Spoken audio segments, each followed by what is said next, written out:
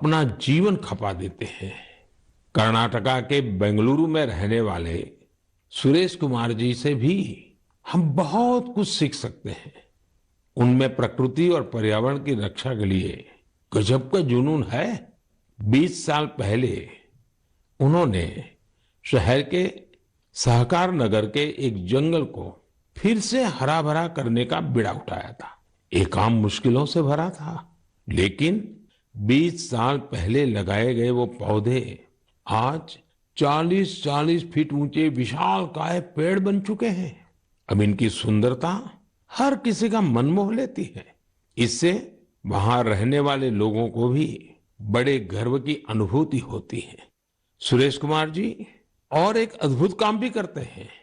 उन्होंने कन्नड़ा भाषा और संस्कृति को बढ़ावा देने के लिए सहकार नगर में एक बस शेल्टर भी बनाया है। वो सैकड़ों लोगों को कन्नड़ा में लिखी ब्रास प्लेट्स भी भेंट कर चुके हैं। इकोलॉजी और कल्चर दोनों साथ साथ आगे बढ़े और फले फूले। सोचिए, ये कितनी बड़ी बात है। साथियों, आज इको फ्रेंडली लिविंग और इको फ्रेंडली प्रोडक्ट्स को लेकर लोगों में पहले से कहीं अधिक जागरूकता दिख रही है। मुझे तमिलनाडु के एक ऐसे ही दिलचस्प प्रयास के बारे में भी जानने का मौका मिला। ये शानदार प्रयास कोयम्बटूर के अनाईकट्टी में आदिवासी महिलाओं की एक टीम का है।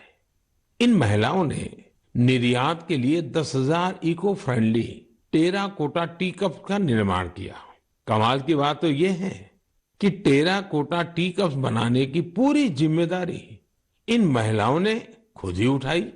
क्ले मिक्सिंग से लेकर फाइनल पैकेजिंग तक सारे काम स्वयं किए।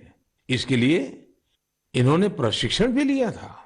इस अद्भुत प्रयास की जितनी भी प्रशंसा की जाए कम है। साथियों, त्रिपुरा के कुछ गांवों ने भी बड़ी अच्छी सीख दी है। आप लोगों ने बायो विलेज तो जरूर सुना होगा, लेकिन त्रिपुरा के कुछ गांव बायो विलेज 2 की सीढ़ी चढ़ गए हैं। बायो विलेज 2 में इस बात पर जोर होता है कि प्राकृतिक आपदाओं से होने वाले नुकसान को कैसे कम से कम किया जाए। इसमें विभिन्न उपायों से लोगों के जीवन स्तर को बेहतर बनाने पर पूरा ध्यान दिया जाता है। Solar energy, biogas, bee keeping और बायो फर्टिलाइजर, इन सब पर पूरा फोकस रहता है। कुल मिलाकर अगर देखें तो जलवायु परिवर्तन के खिलाफ अभियान को बायो विलेज 2 बहुत मजबूती देने वाला है। मैं देश के अलग अलग हिस्सों में पर्यावरण संरक्षण को लेकर बढ़ रहे उत्साह को देखकर बहुत ही खुश हूं। कुछ दिन पहले ही भारत में पर्यावरण की रक्षा के लिए समर्पित मिशन लाइफ को भी लॉन्च किया गया है। मिशन लाइफ का सीधा सिद्धांत है ऐसी जीवन शैली, ऐसी लाइफस्टाइल को बढ़ावा जो पर्यावरण को नुकसान न पहुंचाए।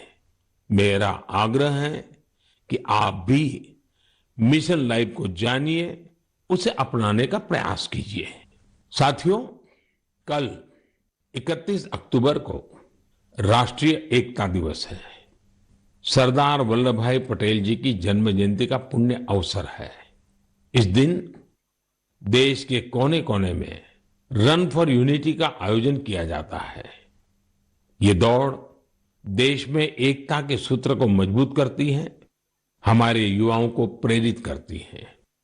अब से कुछ दिन पहले ऐसी ही भावना हमारे राष्ट्रीय खेलों के दौरान भी देखी है।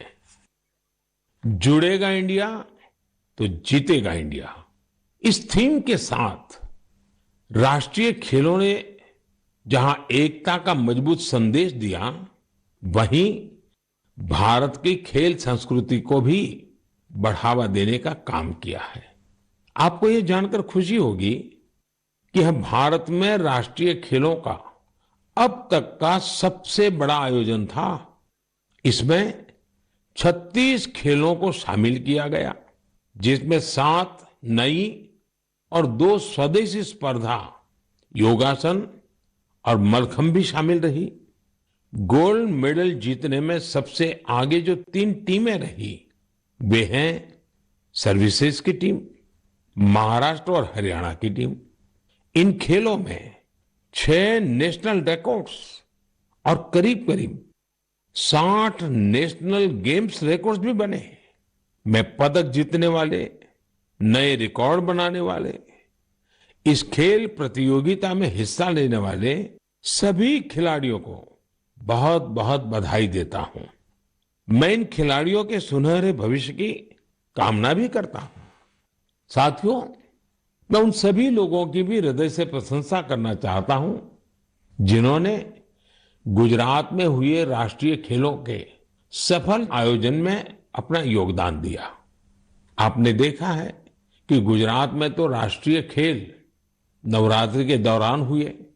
इन खेलों के आयोजन से पहले एक बार तो मेरे मन में भी आया कि इस समय तो पूरा गुजरात इन उत्सवों में जुटा होता है, तो लोग इन खेलों का आनंद कैसे ले पाएंगे।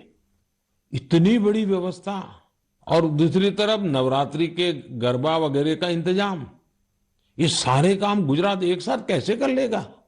लेकिन गुजरात के लोगों ने अपने आतिथ्य सत्कार से सभी मेहमानों को खुश कर दिया। अहमदाबाद में नेशनल गेम्स के दौरान जिस तरह कला, खेल और संस्कृति का संगम हुआ, वह उल्लास से भर देने वाला था। खिलाड़ी भी दिन में जहां खेल में हिस्सा लेते थे, वही शाम को वे गरबा और डांडिया के रंग में डूब जाते थे। उन्होंने गुजराती खाना और नवरात्रि की तस्वीरें भी सोशल मीडिया पर खूब शेयर की। ये देखना हम सभी के लिए बहुत ही आनंददायक था। आखिरकार इस तरह के खेलों से भारत की विविध संस्कृतियों के बारे में भी पता चलता है। ये एक भारत श्रेष्ठ भारत की भावना को भी उतना ही मजबूत करते हैं। मेरे प्यारे देशवासियों, नवंबर महीने में 15 तारीख को हमारा देश जनजातीय गौरव दिवस मनाएगा। आपको याद होगा, देश ने पिछले साल भगवान बिरसा मुंडा की जन्म जयंती के दिन आदिवासी विरासत और गौरव को सेलिब्रेट करने के लिए ये शुरुआत की थी। भगवान बिरसा मुंडा ने अपने छोटे से जीवन काल में अंग्रेजी हुकूमत के खिलाफ लाखों लोगों को एकजुट कर दिया था। उन्होंने भारत की आजादी और आदिवासी संस्कृति की रक्षा के लिए अपना जीवन बलिदान कर दिया था। ऐसा कितना कुछ है जो हम धरती आबा बिरसा मुंडा से सीख सकते हैं। साथियों, जब धरती आबा बिरसा मुंडा की बात आती है, छोटे से उनके जीवन काल की तरफ नजर करते हैं, आज भी हम उसमें से बहुत कुछ सीख सकते हैं। और धरती आबा ने तो कहा था, ये धरती हमारी है, हम इसके रक्षक हैं। उनके इस वाक्य में मातृभूमि के लिए कर्तव्य भावना भी है और पर्यावरण के लिए हमारे कर्तव्यों का एहसास भी है।